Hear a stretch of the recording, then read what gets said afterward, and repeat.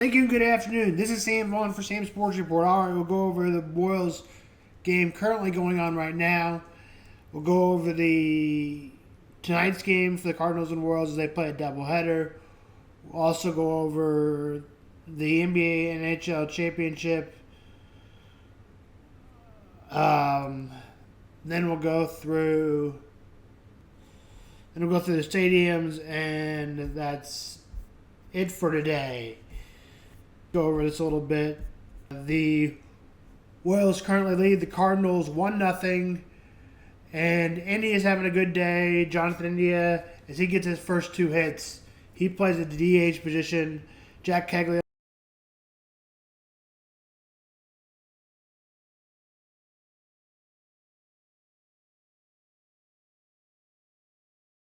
he is 0 for 6, but still hitting the ball without striking out, which is good news. Right now, Noah Cameron's been on the mound. Too many pitches, but got out of the first and second came with nobody out. Struck out the guy. Next guy, strikeout, and the next guy flies out to left center field, where Kyle Isbell makes that play. The Royals will play the Cardinals again today after the rain out yesterday, so it's a split doubleheader so they can make money off of tickets. This game will go at 6:45. The Royals will have their ace, supposed to be their ace, Cole Reagans, on the mound. Has not had expectations, but hopefully gets back to the All-Star he was last year. Matthew Liberatore will go for the Cardinals. The Royals hope to take at least one of the games from the Cardinals.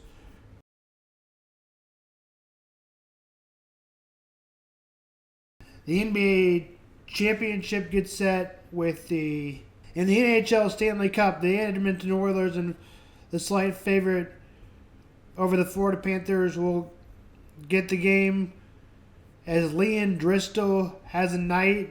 The game was tied at 3. You can always count on hockey getting good games.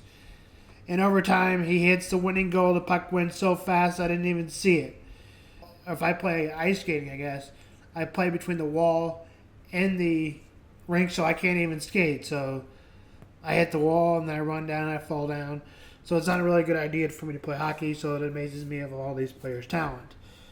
Anyways, here's Leon Draisaitl's final goal as that call. The Panthers able to change their penalty killers. Bouchard will hand it off. McDavid in flight. Over the line. Through. Now to Nugent Hopkins. Kicks it back to Bouchard.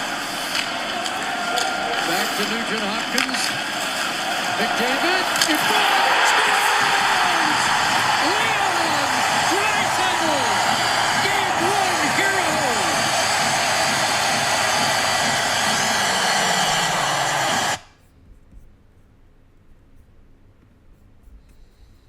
The NBA championship. The Indiana Pacers and the heavy favorite Oklahoma City Thunder.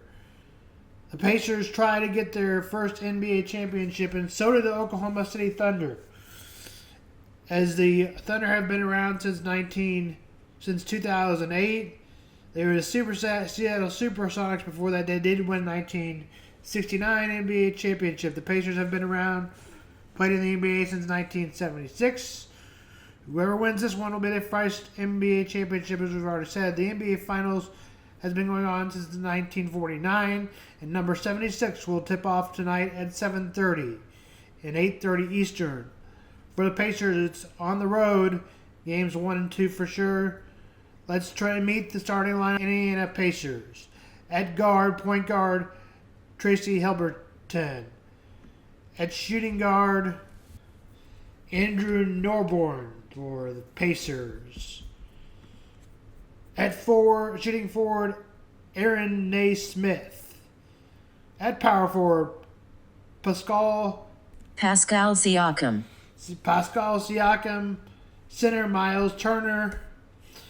The Thunder coming in as the number 1 seed and the best team in the NBA at 68-14 this season. And have gone through the playoffs pretty fast. They did go 6 games, though.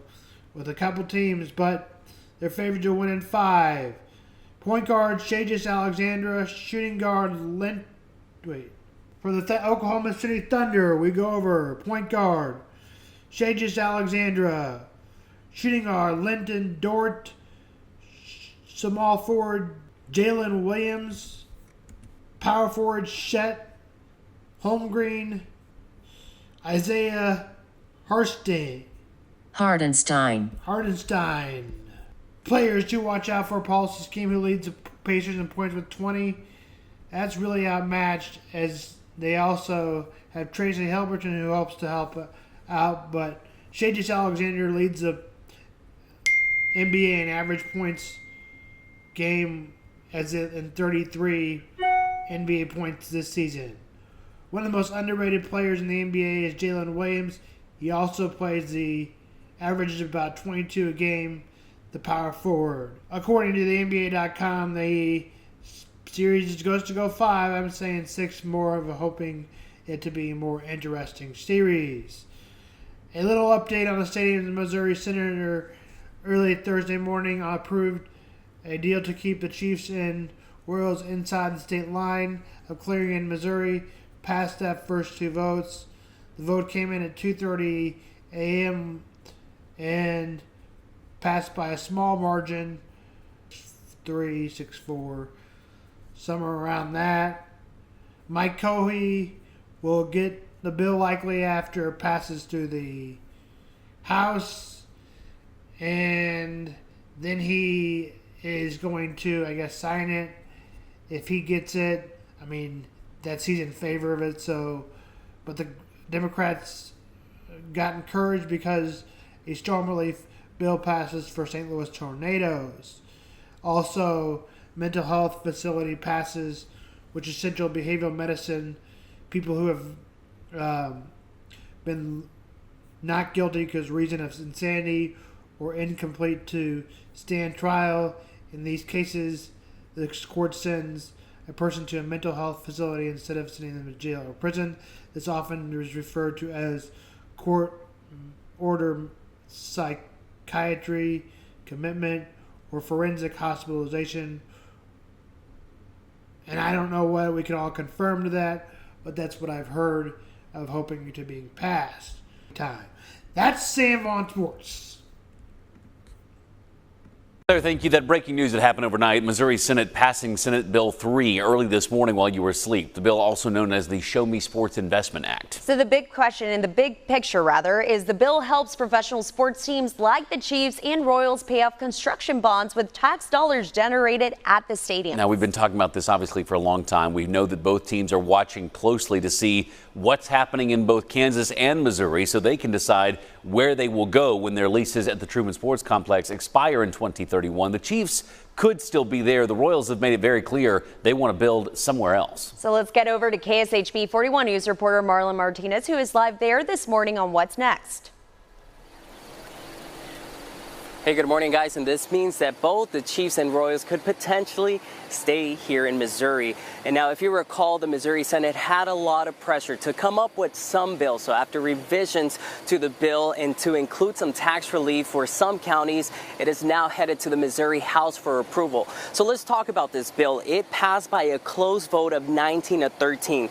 This bill will cover up to 50% of the total cost, which would be paid by sales and income tax from the stadium. To qualify, stadiums must have more than 300,000 seats, must serve a baseball or football team, and cost at least $500 million.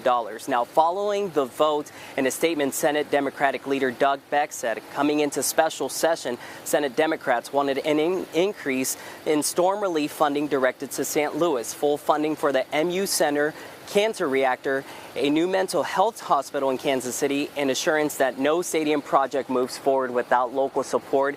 We achieved all of these goals and more. Now, Kansas already passed a STAR bond to cover stadium costs that is set to expire later this month. And one thing to keep in mind is that the Senate is adjourned until Monday unless the House fails to pass legislation. This is something we'll continue to cover both on air and online. Back to you all. All right, Marlon, thank you very much.